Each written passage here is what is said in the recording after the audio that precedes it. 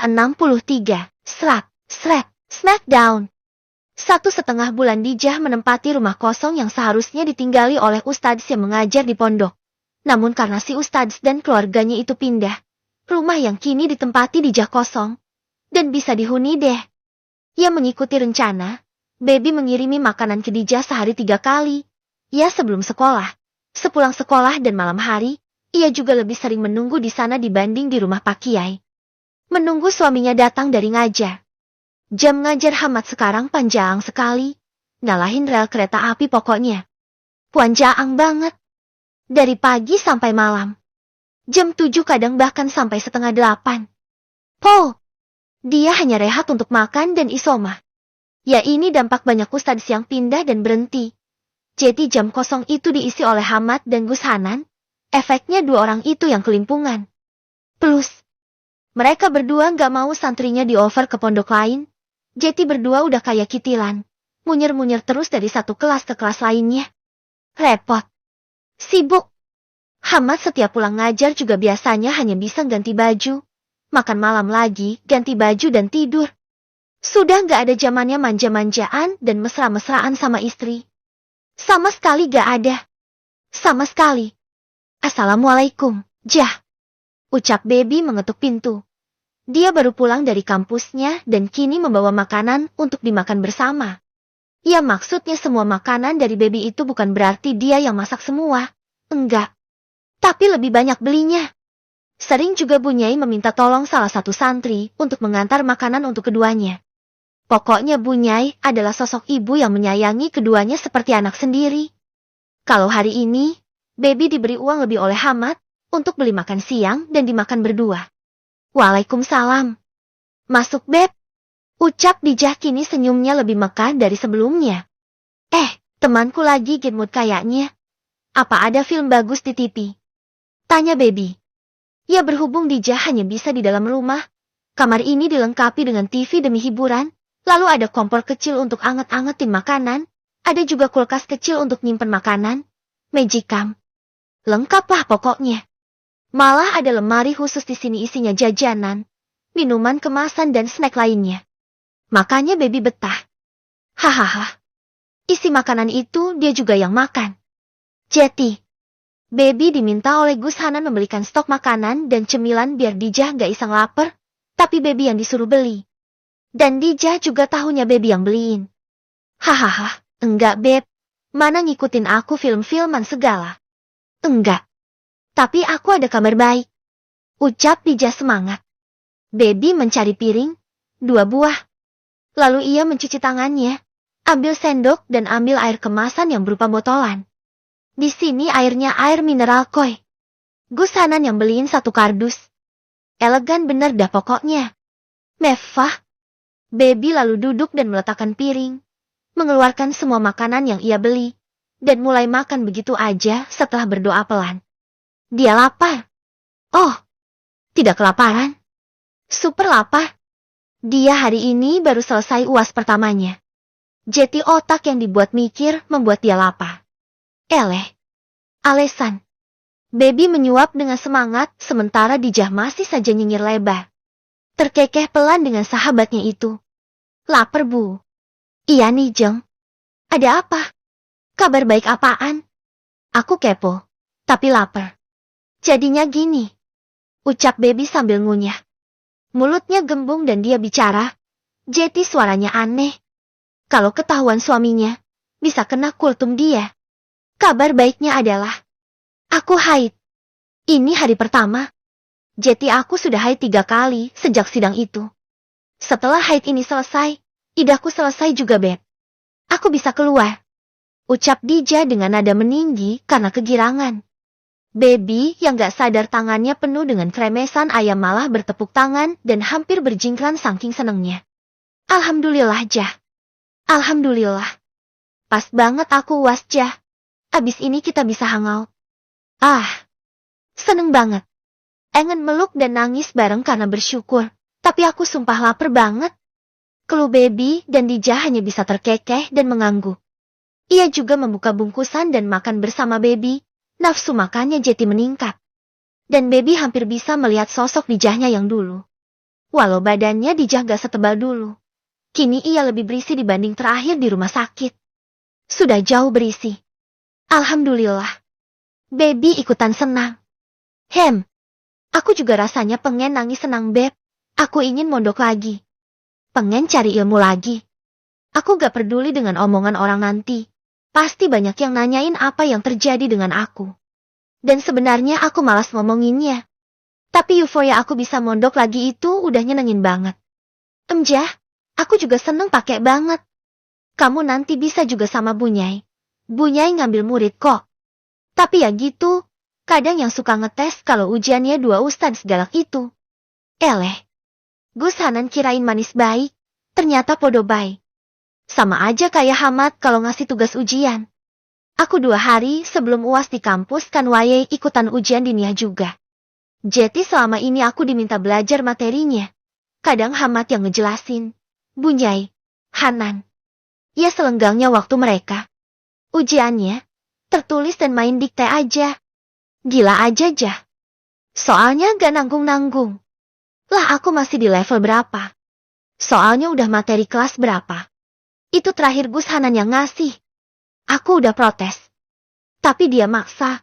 Kayaknya 2 orang itu. Hamad Gus Hanan sama stresnya sekarang. Aku disuruh ngerjain itu soal yang layaknya buat level di atas aku. Lah. Untungnya juga Hamad itu cepet kan ngejelasinnya. Pokoknya taklim jalur kilat. Dia ngomong Arab, tarjim terus makna dan kesimpulan. Udah kayak kereta api di Jepang sono. Aku gak nutut kalau nulis, jadi aku ngerekam suaranya dia. Dan aku nulis tarjim dan maknanya aja. Sisanya, aku artiin setelah dengerin ulang ucapannya itu. Makanya kecepetan dan bisa bahas kitab selanjutnya. Pokoknya jadi muridnya Hamad itu gak pinter kebangetan. Aku, ya bagian yang kebangetan aja itu. Pinternya mah kagak. Keluh baby. Hahaha. Gak apa aku di asrama aja. Lebih nyaman di sana Beb, daripada sendirian begini. Bukannya ngeluh. Kan kayaknya aku dapat fasilitas gitu, gak enak sama yang lain. Udahlah Jah. Seenakmu aja.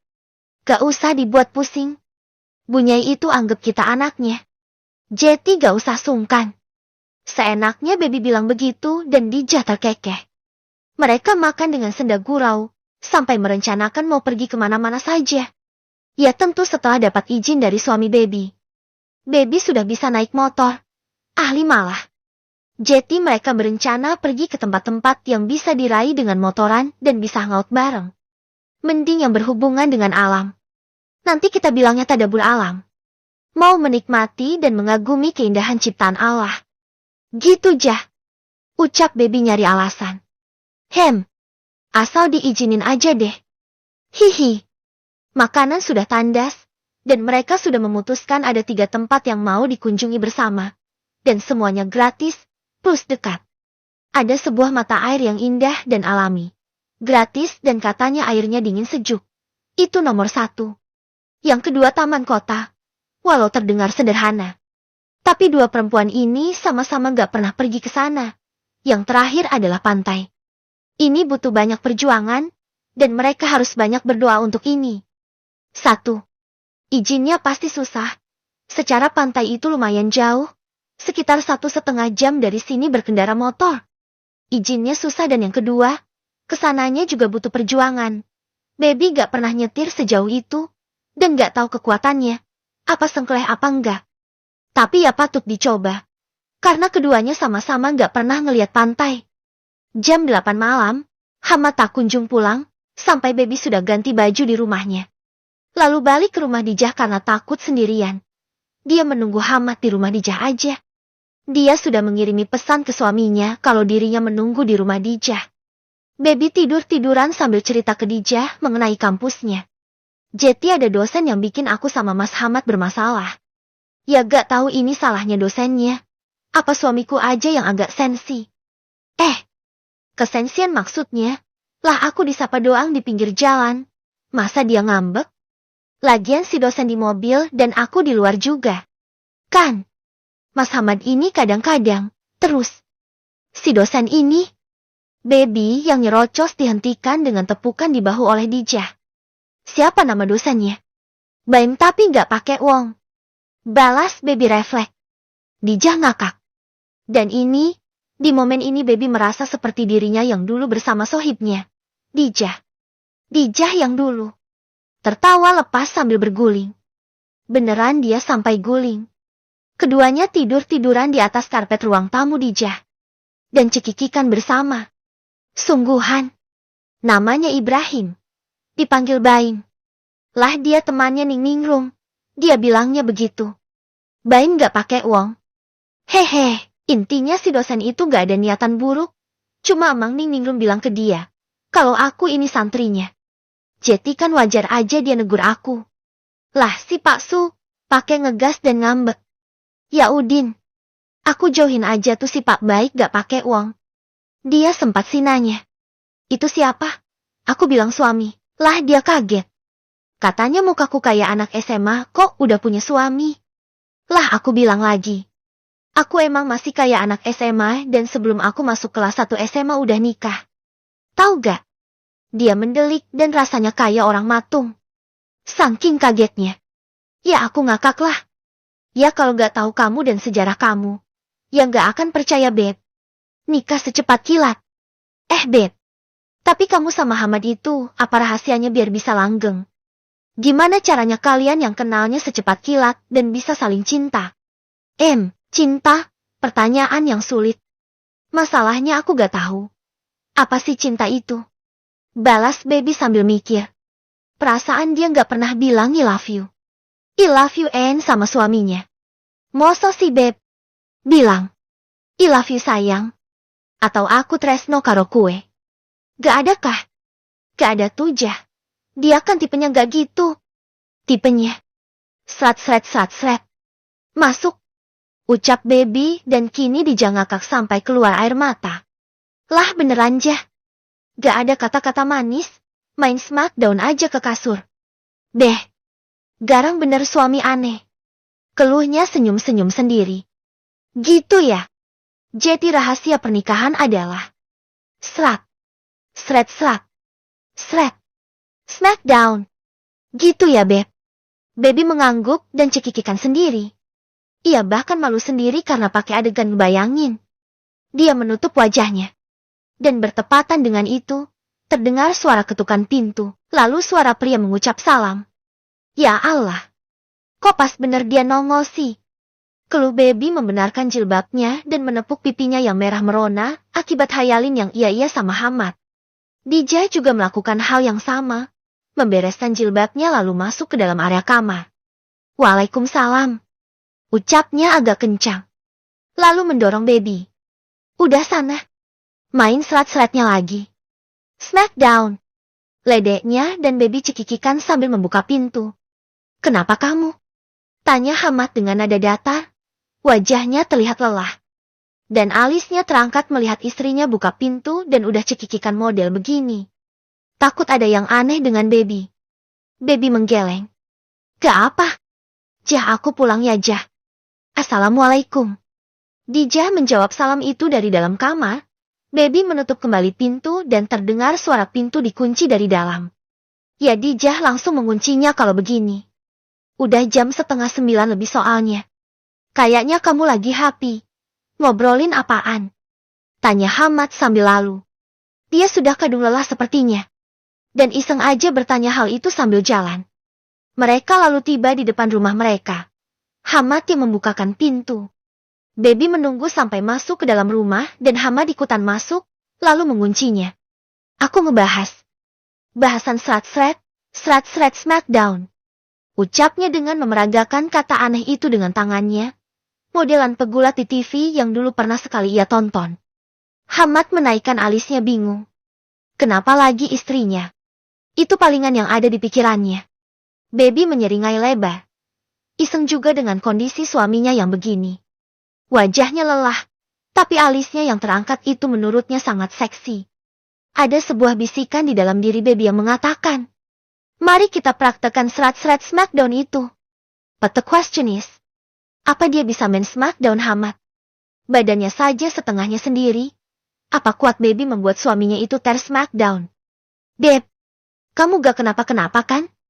Tanyanya kini beneran khawatir. Ia masih dengan gamis putihnya dan kopiah yang dibalut imamah putih. Ada juga rida di pundaknya. Khas Hamad kalau abis ngajar kelas banin. Aih, menggiurkan. Jeti pengen dieksekusi aja. Ya salahkan saja dengan otaknya yang lagi konslet. Dan juga bisikan nakal itu. Baby dengan senyum menyeramkannya menurut Hamad itu mulai memastikan pintu sudah dikunci. Lalu menggandeng suaminya masuk ke dalam. Mendekati kamar dan kasur mereka. Ia masih memandang wajah bingung itu dengan susah payah. Gimana gak susah payah? Lah menjulang badannya modelan tiang listrik. Kamu kenapa sih, Beb? Bisik Hamad masih heran. Baby menggeleng lalu melepas jilbabnya begitu saja. Ia masih dengan gamis luaran yang di dalamnya ada baju rumahan. Ini perintah Hamad yang katanya juga sunnah berpakaian. Kalau keluar baju lapis 2. 1 biar gak ngebentuk, 2 biar gak tembus pandang. Ya itulah yang dilakukan Baby saat ini. Ia masih dengan 2 gamis melekat di tubuhnya. Dan kini ia naik ke kasur untuk melepas kopiah Hamad. Meletakkannya di nakas terdekat, lalu mengambil rida yang tersamping di pundak pak suami dan meletakkannya dengan rapi di sandaran kursi terdekat. Lalu masih dengan posisi di atas kasur, Baby melepas satu persatu kancing gamis suaminya itu. Masih dengan pandangan yang menurut Hamad ajaib, tapi pria itu tak berkomentar. Nurut aja mau diapain. Baby sudah melepas semua kancing itu. Cuma 3. Gak ada lagi. Lalu dia berjongkok dan menggulung gamis dari bawah. Membukanya sampai ke kepala Hamad. Dan membuat pria itu hanya dengan baju dalamannya saja. Baju koko putih. Dan sarung. Dibilangin dia pakai baju lebih dari 2 lapis. Lah ini abis baju kokonya dia masih pakai kaos dalam putih tipis. Terus di balik sarung ini masih ada celana dalaman sarung panjang. Baru di dalamnya ada celana dalam. Coba. Apa gak kegerahan dia di dalam sana? Rasanya Baby ikutan prihatin. Pasti ada yang minta dibebaskan. Ia kembali berdiri dan kini melepas kancing baju koko Hamad. Masih diam. Dan Hamad juga dalam diam memperhatikan istrinya yang sulit ditebak. Baju koko sudah tanggal. Juga dengan sarung. Kini Hamad hanya berdiri dengan celana dalaman sarungnya dan kaos dalaman putihnya. Alisnya kembali menarik ke atas dan ia memiringkan wajahnya. Kamu mau nelanjangin aku, Beb? Tanya Hamad dengan suara sudah mulai ngebas ia. Dia juga tuh ditelanjangin. Baby dengan pedenya mengangguk mantap. Bibirnya menebar senyum menggoda dan matanya masih tertuju pada kaos dalam. Kini ia melepas kaos dalam itu dan menurunkan celana dalaman sarung itu. Lalu kini Baby mengecup dahi pria itu. Ia turun dari kasur dan membuka lemari suaminya, mengambil sarung untuk tidur dan kaos yang biasa dipakai Hamad untuk tidur. Ia kembali naik kasur lagi dan berniat memakaikan sarung dan kaos itu. Begitu tangan Baby mau memasukkan sarung lewat kepala, Hamad menahannya. Enak aja. Tanggung jawab. Udah nelanjangin mau makein baju lagi. Gak bisa. Protesnya. Lalu terjadilah apa yang Baby bahas tadi. Dalam hitungan detik, ia sudah terbaring di atas kasur. Hamad bangkit sebentar. Membuka semua pakaian Baby yang berlapis itu dan ia dihimpit kembali. Kalau sudah begini, mubazir kalau mundur dan pakai baju lagi. Gumam Hamad sebelum mereka kembali menelusuri nikmat dunia yang tak pernah membuat mereka bosan itu. Setelah selesai, Baby terkekeh. Ini mas, yang aku bilang, serat-serat smackdown. Hehehe.